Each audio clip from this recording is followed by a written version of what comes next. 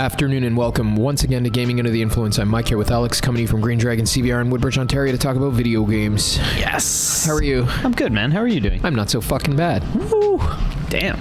Still finishing off Atomic Heart and dabbling in a few other side items. Oh, yeah. Cool. But there's nothing really I'm looking forward to right now, to be honest with you. I feel like the year's... Yeah. I mean, yeah, we just had like the biggest opening we've had in years with video games, I think. So I had a good few months already so far. Good 3 months of gaming. It's hard to top it. And I mean, I've even gone back and played a little bit of Forspoken. I've even gone back and played Crisis Core a bit because I haven't finished that either. So there's still a few things I would like to tie up. That's nice. That's good. And I really only want to go finish Metal Gear Solid 5. Nothing really from this year. Oh, yeah. Maybe the Dead Space remake, but I don't know. Yeah, that wouldn't... We'll see. Yeah. It's an opportune time, though. Perhaps while we witness the industry go into fucking spastic contortions over the release of a remake of Resident Evil that it was already playable on the console. Yeah. To talk about interesting counterpoint to a video we made just a few weeks back. And that video had to do with the fact that gaming has never been better. Yeah, definitely. I really think that this is the case. The medium is really coming into its own in the past, few years, especially. I think since 2019, we've seen the kinds of things be made that we've never seen before. Fully realized, expressions of like top tier world building in the video game medium. And that being said, we can take a step back though from this artistic concern, because it's a totally separate point than the commercial or fucking practical concern of the human element involved. Games have never been better in terms of the kinds of things coming out, but I think the industry involved in their production has never been fucking worse. Fuck, you're absolutely right about that. Yeah. The industry is kind of something of a cesspool of corporate fuckery. Yeah, I think so, and maybe we can just continue on that thought from the other week. Games have never been fucking better, but it's in spite of the industry that produces them, not because of it, right? Yeah. Yes. Everything that's set up now, absolute way to say it. Commercial and structural factors around the production of games, like the game comes out good in spite of these things, and definitely not because of them. No.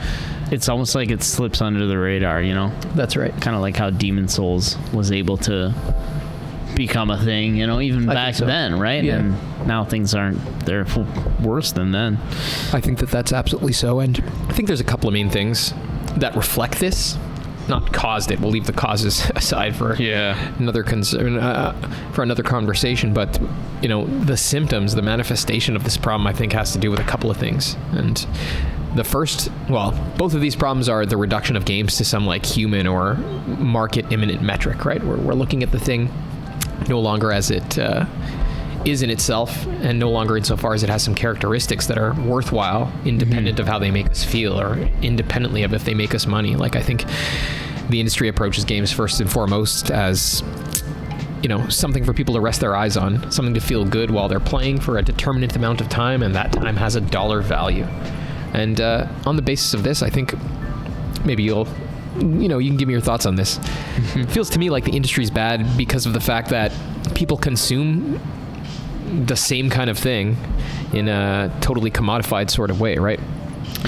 People get excited over remakes by and large, and they want to consume those remakes via streaming services while they lament new IPs and new approaches to old IPs. Fuck, if you look at this year, if you look at this year, look at Forspoken, like a fucking new IP and a new game, and people trashed on it, and like now Resident Evil 4 is gonna walk through the door and everyone's like, oh, this is amazing, and like, yeah, I mean, it probably is good, but like it does kind of reflect that part of the industry that seemingly is very fueled on like nostalgia right now. That's a big thing. I think that's like the general the general fucking trend we can kind of trace through all of this, right? Like, an obsession with nostalgia, indeed. I think though that it's just like an obsession with sameness and a detestation of otherness, or even some fucking thing that has to do with the art outside of the self, right? Yeah. The game, if it has any characteristics that don't reduce to your amusement and your fucking profit, I suppose, on the side of the company, then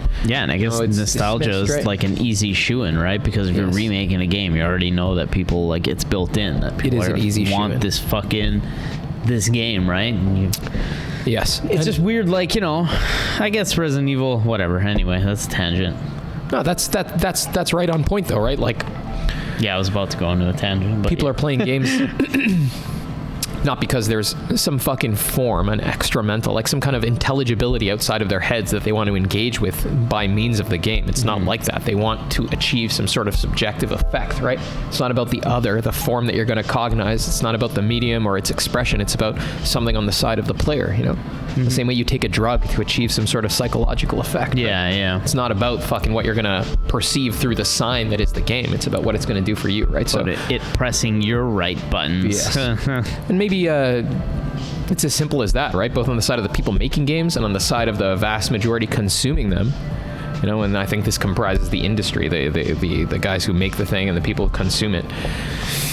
I think there's a heavy disposition towards sameness and detestation of difference or something non-subjective. Yeah, yeah. Those two terms seem to overlap to me, like the same and the subjective, right? Like something that's internal, something that's pertinent to me and not to something outside of myself, right? So I'm putting it to whoever's listening to this that, you know, we should engage with good games the same way we should like a fucking organism out in the world or like any other piece of art or anything objective and worth knowing, right? Like insofar as it's an entity apart from ourselves. It has like rules and inner logic different than us.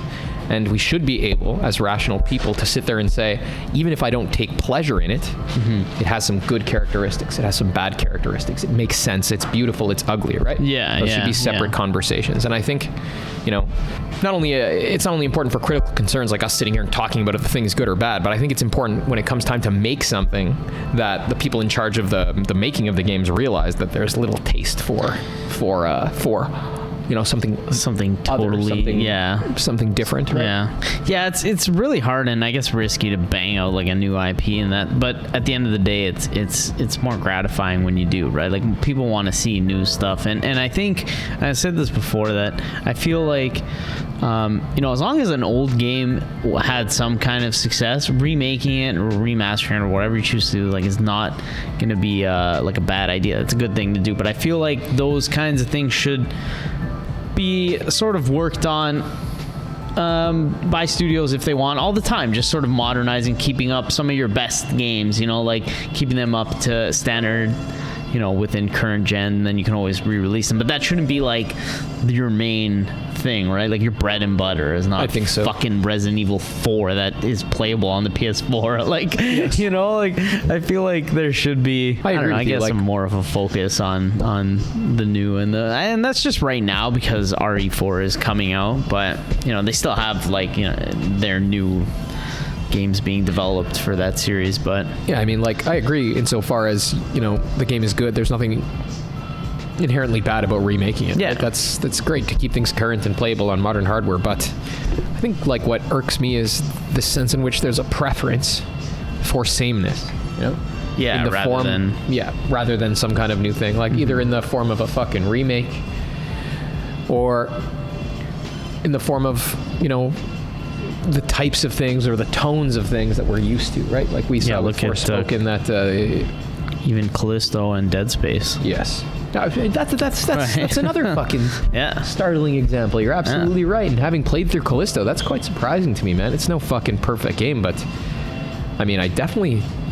You wouldn't think there'd be like a huge disparity, right there. Even better, probably. It's different. It's fucking a new concept and interesting, right? Like... But it, like Dead Space at the time in 2008, didn't have that built-in, you know, franchise behind it. Whereas now Dead Space, everybody knows Dead Space. That's true. That's right? true. And I think that even the way that people reacted to Forspoken, like we heard a lot about how the dialogue was bad, and when you sit there and think about it, you know, a lot of the times, like when I talk to people about this, I'm sure you remember, they literally said things to me like, it should be written more like Star Wars. It should be written more like fucking Marvel, bro. Like we live in a culture where people sup daily on fucking rotten shit and they smile while doing it. They celebrate with their friends. They dress up like shit-headed cape shits to go watch shit movies, and then they come and tell you that this writing is come on, man. It's almost too preposterous to fucking pay a slight bit of mind to. I think what's operative here is exactly what I'm articulating, right? A detestation of fucking difference and preference for both cultural mores and fucking... Yeah, for sure. You know, this signified things as well as gameplay conventions that are more in line with our vision of the world, right? Yeah. In the West, to Westerners consuming those things. It's really the only thing that, you know, I walked away from that whole fiasco perceiving, right? what sense does it make to fucking sit here and pretend like you have some objective, that you believe in any objective standards whatsoever, firstly, and if they do exist, that the stuff you prefer somehow achieves them, and these kinds better, of things yeah. do not, right? It's, you know what, I keep thinking of it, like, we played like a ton of games, like even, let's say, like, for example, Tales of Arise and Scarlet Nexus, and like, you tell me like those games had like masterful fucking voice acting and Forspoken doesn't. Like, I would put them sort of all under the same umbrella. Like, it was fine, the voice acting in let's say all three of those games, right? Again, like, you know what I mean? No, and no one complained about those games having bad voice acting. Like, I feel like, I don't know. Anyway, I definitely agree. Like, all it shows is that, we live in a civilization where the very notion of a fucking standard of something outside the mind that you didn't construct for yourself is literally looked at as fucking verboten. Like, that's fucking heresy. Yeah. If you go out and say that to the wrong kind of person, they're going to throw you in prison, especially in a country like ours. And now you're coming here to tell me that this, sir, I'm sorry. You don't have the fucking experience with writing that I do. You didn't fucking watch Star Wars enough times. Oh my god. Objectively I can't even believe that somebody said that to you. Yeah, man. That kind of thing, right? Oh my god. So, if objective standards do exist, what people prefer is fucking trash. And granting that most of the time they don't believe they do, all this can really reflect is a purely subjective preference for seeing one's own image in things and one's own tastes reflected, and an unwillingness to be formed in the shape of something else. Yeah, it explains why the industry is the way it is right now, right? If they're selling that kind of stuff. Yeah, it does. It does explain it.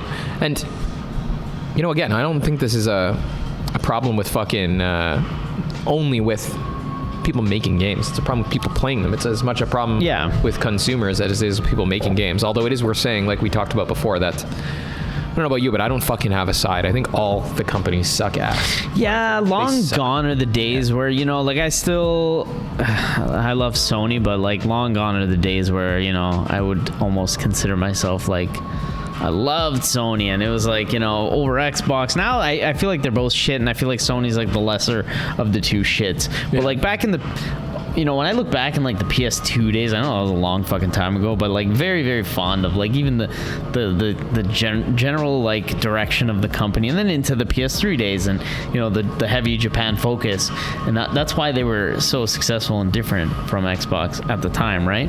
I think anyway. I think so. Then now they've sort of pivoted away to more Western, style stuff, and more Western Hollywood blockbuster, as publishers. They have, yes. As publishers, exactly. Yeah, they still make the best box. Let's be honest. They're it's hard to they deny make that. the better fucking console with better games and everything else. But at the end of the day, they're just a shitty corporation like anyone else. They're doing any other one, and they're doing what they deem is best for them, which right now is to block like the merger between Xbox acquiring Activision, blah blah blah, whatever. That's still ongoing. Fuck, like, I that just don't give a still shit hasn't been settled. I know, and I don't give a shit either. Obviously, right? Like I'd probably rather it stay independent. Yeah, I mean, rather than Microsoft owning it or whoever owned it before, whatever the fuck. But Activision, I mean, go ahead.